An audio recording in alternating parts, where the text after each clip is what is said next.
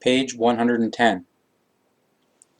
For this, only his or her thinking and his or her will are required, and the cognition that the human being, himself or herself, is God. When the human body dies, then the spirit dwelling within discards it like an old coat, but the spirit does not die with the body, it only escapes from it in order to continue to live and to continue to function. The spirit form, and its thinking and activity form, the so-called eternal spirit. This never dies, and will always live, differently, however, than what the Christian religion teaches, and also differently than what many other religions teach. There are very many fixed laws which rule the micro and macrocosmos of the universe, as well as the spirit and its unstoppable further development, up to its inevitable absolutely full development. An absolutely full development which, however, looks entirely different from what the religions preach. What sense would the life and the spirit of the human being have if he or she would only live for 50 or 70 years, in order then to disappear into the other world, and to rot there until Judgment Day? It would make no sense. A sense of the life is then only found when one recognizes the continuous spiritual and consciousness-based further development, and with it, the connected periods of life. But this cognition follows first after a preceding corresponding thinking process. However, if this process has taken place and the human being has achieved the necessary cognition through it, then he or she recognizes himself or herself. They recognize that they themselves are God, therefore they must fight and heal all terrible things within themselves, because only through this can a human being be built up into a genuine human being. The terrible things in the human beings are great. The greatest are those of his or her thinking. They make one ill, destroy, and annihilate. They even drive the human being to suicide. These disastrous things are all based on a psychic origin, and they only lead back to the form of the thinking and feeling. To that form of the thinking which drives the human being to self-destruction, the negative thinking. Thinking is a tremendous power which forms the human being into exactly what he or she thinks.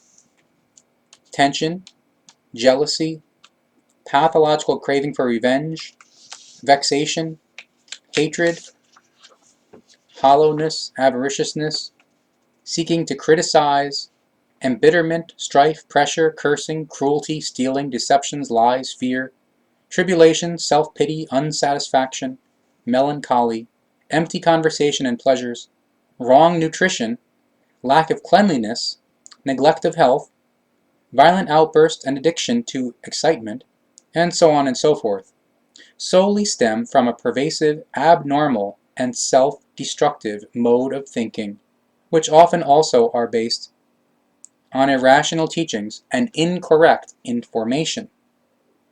From them result illnesses such as heart condition, heart diseases, nervous breakdown, nerve inflammation, gout, certain brain diseases, nervous constipation, chlorosis or anemia, intestinal disease, cramps, stomach disorders, insomnia, tuberculosis, pains of all kinds, spasms of the organs, vegetative disorders, depressions, anxiety attacks, excessive perspiration, aggressions, panic, etc., etc.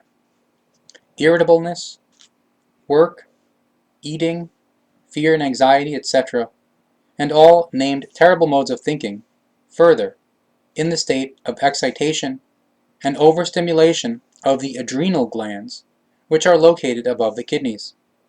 They are also referred to as the, quote, crazy glands because they discharge digestive matter and inundate the blood with strengthening, fighting power chemicals whenever the human being prepares himself or herself for a dispute or a fight and therefore requires the necessary power.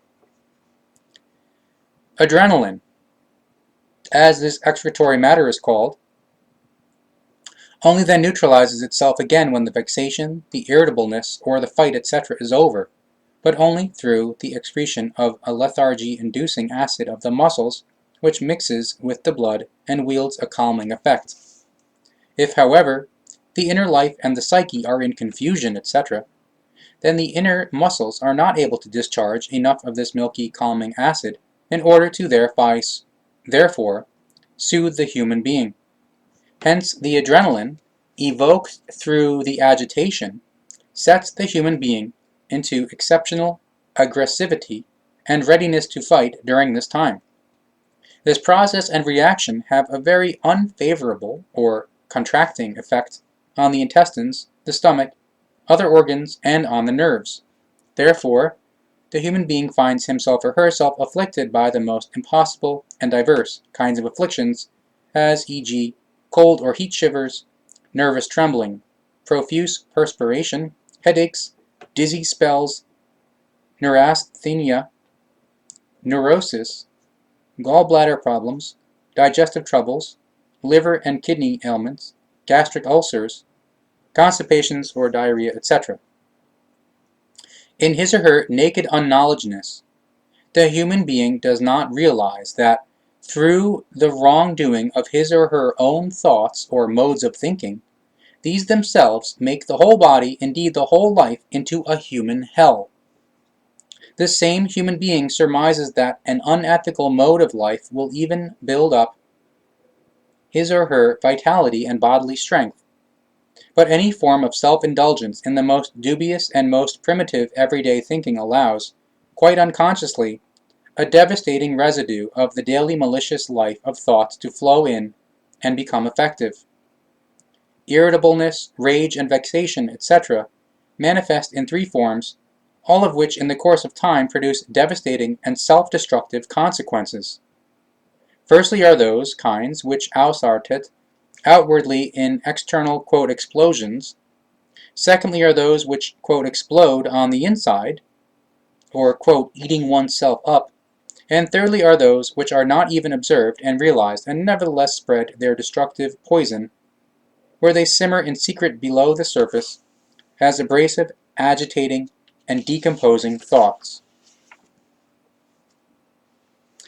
Every human being bears, according to the greatness of his or her consciousness and direction of thought, an aura around himself or herself, a force field of his or her consciousness-based radiation.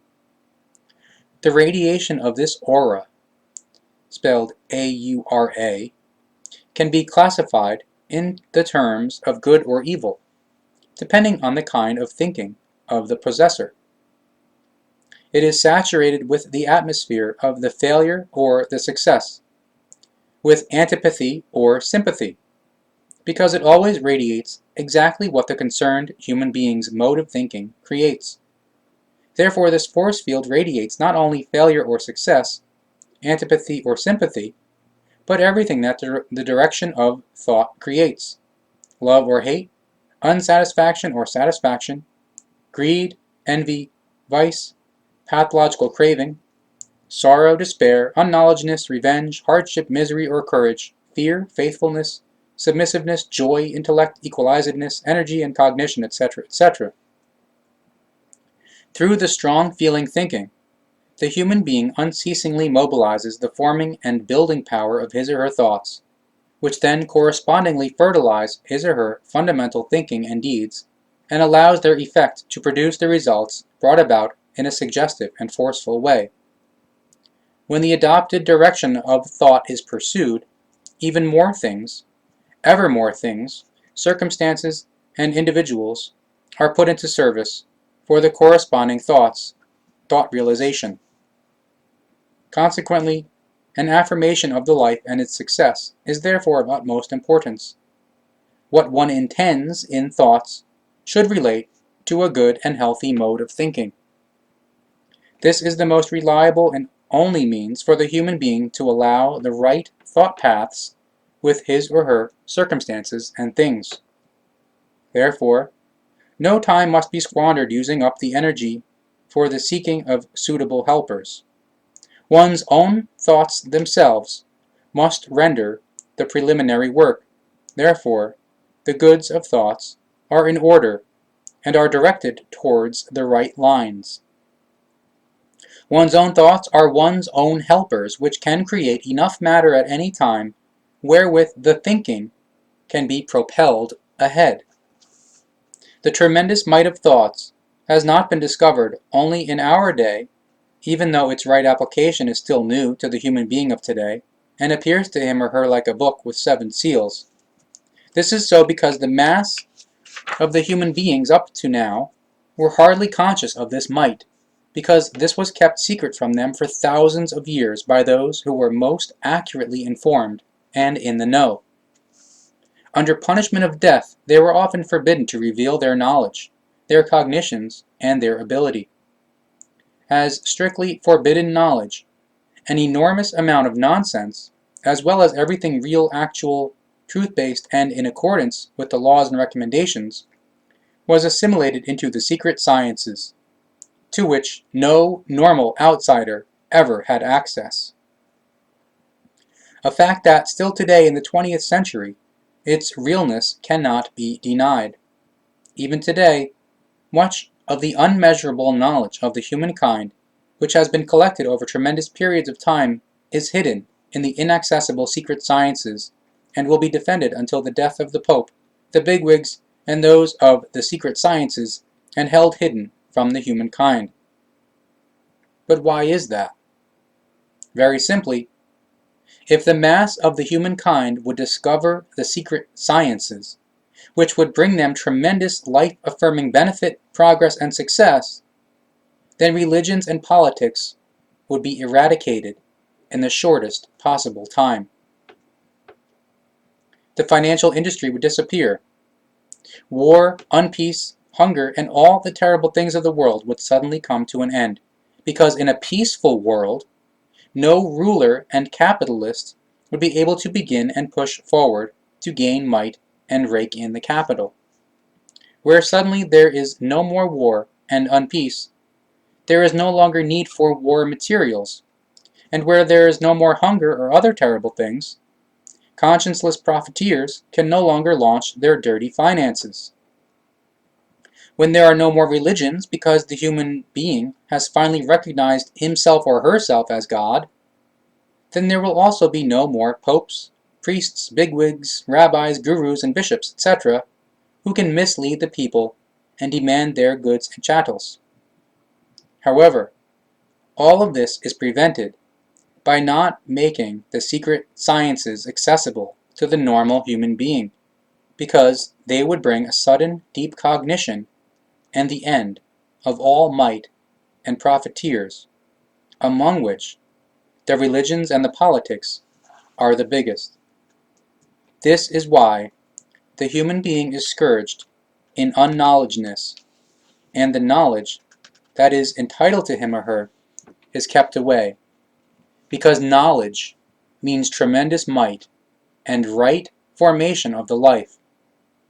Right thinking and knowing form a tremendous might which is able to attract and call forth everything that the human being thinks and yearns for.